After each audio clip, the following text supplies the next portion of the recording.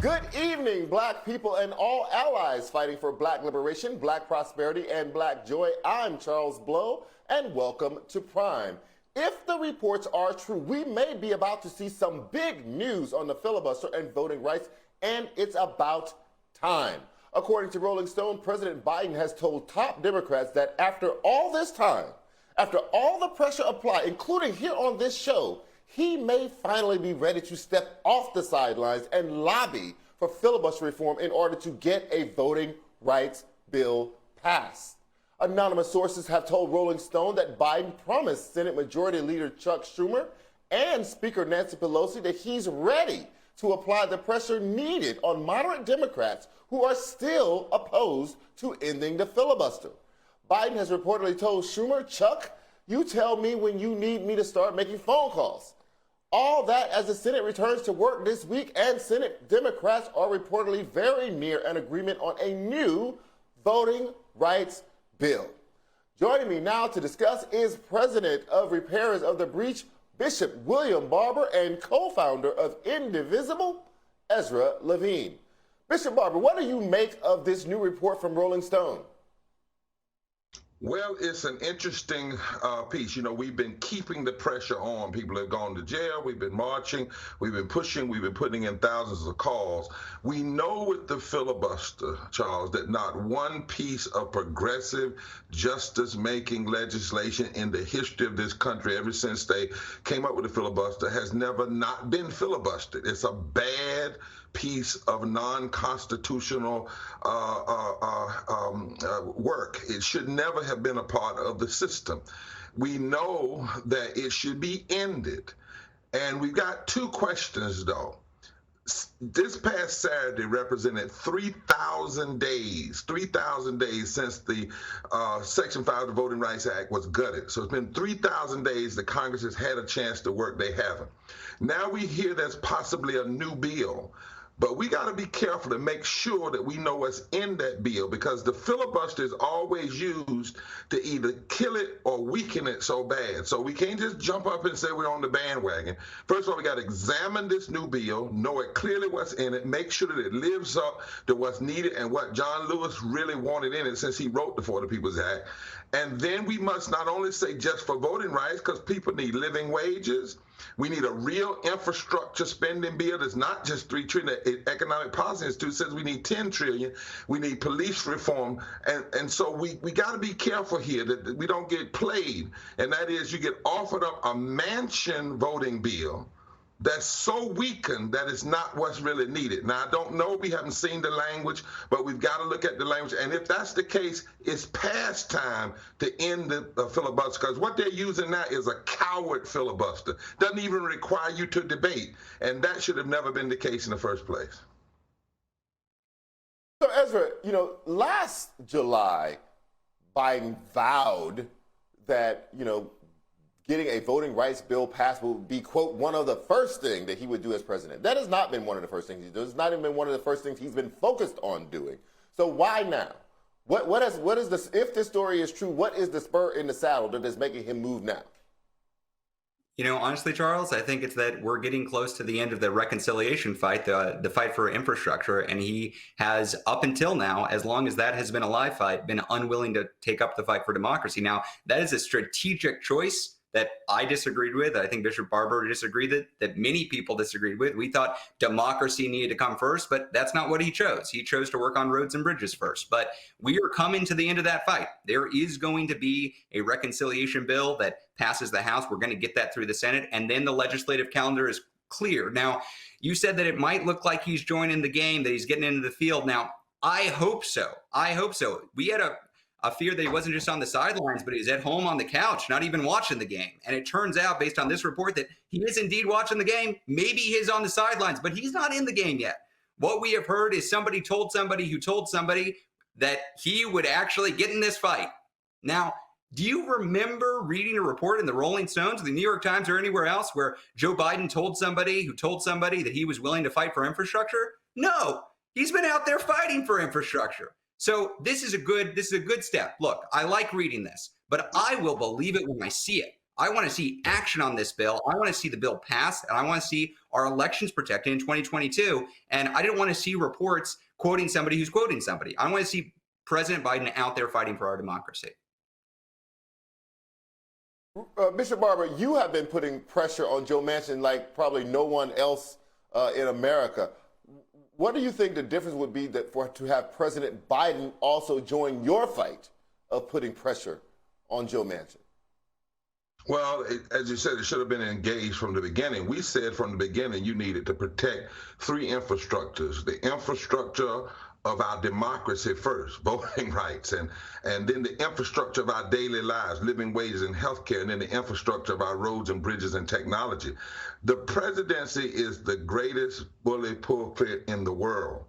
And the president can say, along with the Senate leader, to somebody like Manchin, you don't do this, you don't get your infrastructure, you don't get the things you want in your state. It is an atrocity, Charles, that there are 168 members of the Congressional Black Caucus and the Progressive Caucus and 2 black senators, and 1 senator from West Virginia gets to act like he's in control.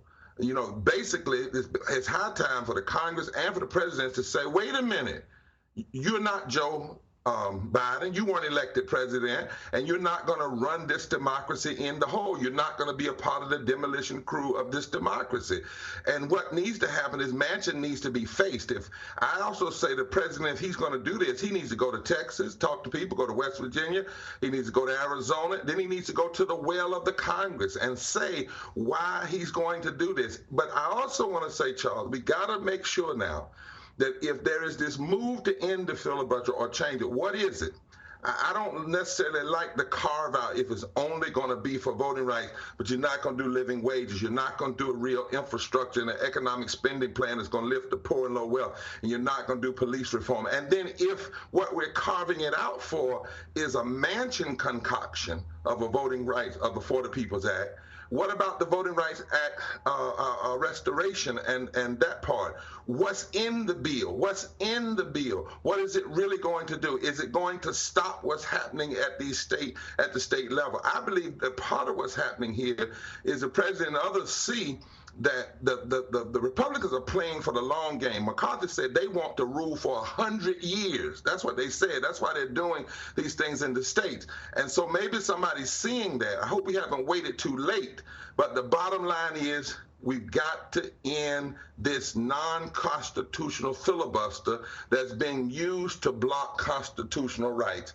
And I don't think they're as close to getting that infrastructure as they want to. You know, Manchin's already talking about he wants to roll back the economic piece. He wants to cut it. And, you know, the other day I said, who is he?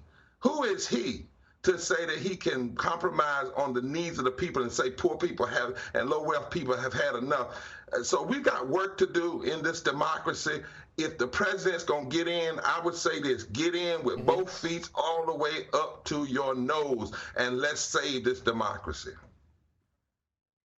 Ezra, Bishop Barber brings up an interesting point, which is, Biden is not saying that he's going to go to the well of Congress. He's not saying he's going to take this on the road, as he said, a couple of months ago. He's not saying he's going to make a public appeal. If the Rolling Stone story is right, he's saying, when do you want me to pick up the phone and make phone calls behind the scenes? Why do you think that is? Why not make a public pressure campaign on these senators rather than a private pressure campaign? Well, look, I think it ought to be public and not just on these 2 senators. Look, I know Manchin and Sinema get a lot of the press. They get a lot of the coverage. It is not just Manchin and Sinema who are out there preventing this from getting done. We're looking at Dianne Feinstein in California, John Hickenlooper in Colorado. We have to worry about Coons and Carper in Delaware. There's Mark Warner in Virginia. We're worried about a lot of senators who aren't getting a lot of press for being against actually getting this democracy bill done. But behind closed doors, are they out there pushing? Are they pushing the president? Are they actually pushing their leadership to get this done? We don't think so. So I think the president ought to be traveling all over the country, making the argument for this. And I think it'll work. And here's why I think it'll work. He's doing the exact thing for infrastructure right now. So why would you engage in this fight for infrastructure where you got to get the exact same votes? And the way you do that is by you go to Texas, you go to Georgia, you go to Illinois, you go to California, you go all over, you send your secretaries all over to make the case. That's what it looks like to fight for historic legislation. It's what the president is doing now. We would like to see him do that for our democracy. Bishop Barber, I just want to ask, yes, you want to chime in on that, Bishop Barber? Go ahead and ask your question. Go ahead and ask the question. No, see, I just wanted to bring it back around to the idea, if they come in with a Manchin light, some sort of voting rights bill that is not a restoration of what was struck down by the Supreme Court, that does not give full protection and reverse what has happened in places like Texas and Georgia, would you encourage senators and members of the House to vote against whatever it is, even if they can get something, but not all that you wanted them to get? Well, I'm not one of these that say you ought to want some of your constitutional rights. I don't know anybody that swore to just get some of the constitutional rights. And it says that no state has the right to deny or abridge the right to vote. So whatever's passed has to ensure that that's not happening. And you can't then use this bill to slip things into a law that Republicans have wanted, that we've been fighting in court. For instance, I hear that in this particular piece of legislation, he's trying to slip voter ID in, a form of photo ID or voter ID, which we're in court right now fighting. Is he going to weaken the piece around dark money? Is this bill going to protect all of the access that 56 million Americans used in the last election? So we have to read the fine print. Somebody said today, just finish the job, but you got to do more than finish the job. You have to finish it right. It has to be finished just. It has to meet the moment of the day. And the president said that this is the greatest attack on voting rights since just after the Civil War. If that's true, and it is, then you cannot give someone aspirin for pneumonia. You cannot have the antidote be less than the sickness.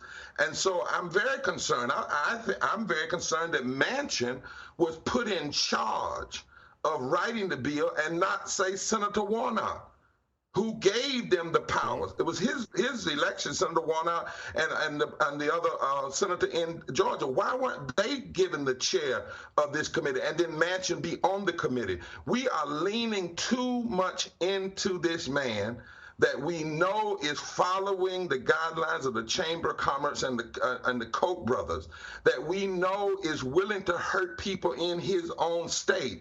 So this is a real battle, and it's not just as simple as where we get something, it's what do we get? And I don't believe if we can't get the restoration of the Voting Rights Act, a full For the People's Act, living wages, and real infrastructure, that we will have done what this moment requires.